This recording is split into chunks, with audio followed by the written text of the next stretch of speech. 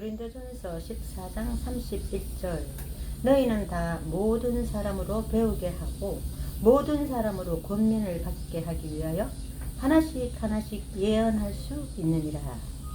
예언의 은사는 모든 사람이 교회의 유익을 위해서 할 수 있다라고 이야기해 주고 있습니다. 또 특별히 예언을 하려고 해라 라고 성경은 권면을 해주고 있죠. 그래서 우리는 예언을 하려고 해야 됩니다. 구약 때와는 다르게 지금 우리 성도들은 모두 성령을 모시고 있기 때문에 성령 안에 있는 모든 사람은 예언의 은사를 받을 수 있습니다. 그런데 예언의 은사를 받고 예언을 할 수 있다고 해서 모두 예언자가 되는 것은 아닙니다. 예언자는 상당한 시간을 거쳐서 검증되어야 되고 그런 부분에서 하나님께 대한 충성과 순종, 말씀에 대한 이해, 세상에 대한 이해, 사람들에 대한 이해와 통찰력 이런 것들이 지적인 능력과 자기 자신을 컨트롤하고 절제하고 낮출 수 있는 모든 부분에 있어서 훈련이 되면서 하나님께서 정하신 어느 시점에서 그런 일들을 할 수 있도록 기름 부어 주시고 일들을 맡겨 주실 때 그때 예언자가 되는 것입니다. 이런 과정에 대해서 이해하시려면 기독교 서적에 영적 지도자 만들기라는 책을 보시면 많은 영적 지도자들을 분석해서 이 사람들이 어떤 식으로 훈련을 받았는가, 무엇에 대해 훈련하시고 어떤 수준을 요구하셨는가를 볼 수 있겠습니다. 그래서 예언을 한다고 해서 다 똑같은 예언이 아니고 예언에도 수준이 있습니다. 각 사람이 만날 사람과 부딪힐 환경, 상황이 다 다르게 펼쳐져 있으니까 만약에 어린아이들을 대상으로 해서 구원 사역을 하게 될 사람이면 그 눈높이에 맞는 대화 방법, 아무래도 어린이들에게는 상당한 언어가 제한되고 이해의 폭이 좁기 때문에 너무 고차원적인 설명은 좀 제한이 된다라는 것을 알 수 있습니다. 만약 청년들을 대상으로 사역을 하게 되면 또 거기에 맞게 하나님께서 훈련하셨을 것입니다.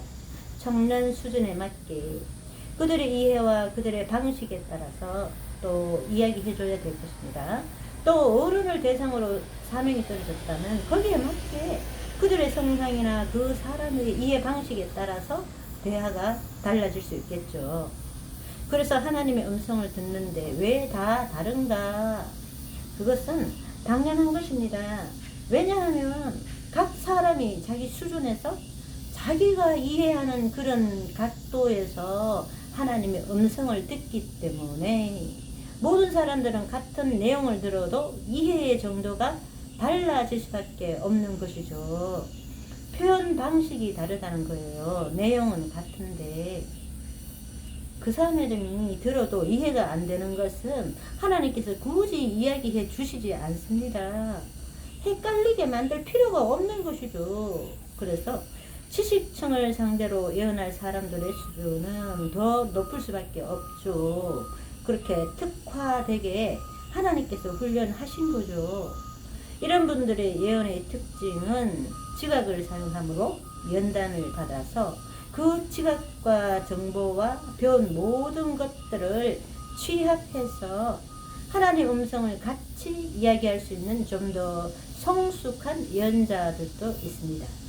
어떤 사람은 그런 예언자들을 가리켜 섞여 있다 하시기도 하는데 그것은 섞인 것이 아니고 지각을 사용함으로 지각은 사물의 이치를 분별하는 능력이라고 설명드렸죠. 지각을 사용함으로써 하나님의 말씀을 더 명료하게 이해하기 쉽게 이야기하게 되는 것이죠. 이런 부분을 이해하시면 좋다 나쁘다 이런 식으로 구분하실 필요는 없고 좀 더 성숙했느냐 아니면 좀 더 미성숙이냐, 그러니까 대학생이냐 대학 원생이냐 석사 과정이냐 박사 과정이냐 이런 부분을 구분하셔서 들을 건 들으시고 구분할 건 구분하셔서 취할 것 버릴 것을 스스로 선택하시면 참 좋을 듯 합니다. 귀에 쏙쏙 잘 들어오고 이해가 참 쉽죠. 이런 분의 말씀을 들으시면 듣는 사람과 전하는 사람 둘의 합의 수준이 잘 맞아 떨어진다 생각하시면 되겠습니다. 그런데 고린도전서 13장 9절에 우리는 부분적으로 알고 부분적으로 예언하니 라고 말씀하셨습니다. 그래서 하나님께서 우리에게 대답을 해 주시지만 우리는 완전하고 온전한 것은 아직 다 알지 못한다. 항상 부분적이다 라는 것을 알고 계셔야 합니다. 온전한 것이 올 때는 부분적으로 하던 것이 패하리라. 온전한 것은 언제 오죠? 저기 우리가 거할 영원한 천국이죠. 이 세상에 어느 누구도 완전히 100% 하늘에 대해서 아는 사람은 없습니다. 그렇기 때문에 다른 사람이 예언할 때는 잠시 쉬고 경청해야 됩니다. 그 사람 예언도 존중을 해야 되는 것이죠. 무조건 내가 하는 말씀만 옳다, 내가 완전한 진리다 주장하면 안 되는 거예요. 그래서 14장 29절 30절에 예언하는 자는 둘이나 셋이나 말하고 다른 이들은 분별할 것이요. 만일 곁에 앉아있는 다른 이에게 계시가 있으면 먼저 하던 자는 잠잠할지니라 라고 말씀하신 것입니다. 예언은 각자에게 맞는 범위와 한계가 있는 것입니다.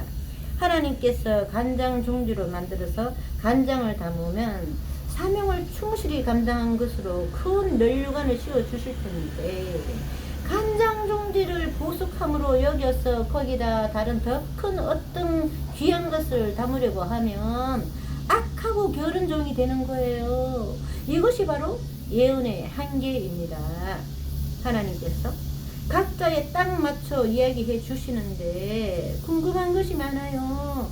이 사람이 이렇게 이야기하는데 하나님 어떻게 생각하세요? 어떤 분들은 하나님께 물으면 다 대답해 주신답니다. 내가 어떤 것을 묻는다고 해서 꼬치꼬치 대답해 주고 모든 것을 다 알아낼 수 있는 것이 아니고 또 하나님이 이런 부분에 대해서 전부 다 말씀해 주신다는 것은 성경 말씀에 맞지 않아요. 각자 부분적으로 아는 것을 취합해서 점점 하나님을 알아가는 거예요. 말씀을 귀에 안 넣어 주시는데 자꾸 음성을 들려달라 하면은 말씀에 분명히 부분적으로 안다 그러셨는데 뭐든지 질문하면 다 대답해 주신다 해버리면 그 부분적이라는 것에서 벗어나 버립니다. 우리는 말씀이 빛을 따라서 가야 됩니다. 그 빛에서 벗어나게 되면 어둠인 것이죠. 거기는 각종 미혹과 어둠이 도사리고 있는 것입니다. 그 어둠 속에서 무엇을 만나게 될지는 아무도 모르는 거예요. 모든 일에 하나님 중심, 말씀 중심으로 굳건히 서서 혹시 빛이 아닌 길에 들어선 것인지 날마다 되짚어보는 그 어떤 것도 나 자신도 하나님보다 더 기뻐하는 일이 생기지 않도록 하나님의 속성을 닮아 하나님만 사랑하고 날마다 쉬지 않고 기도하는 저와 여러분들이 되시기를 간절히 소원합니다.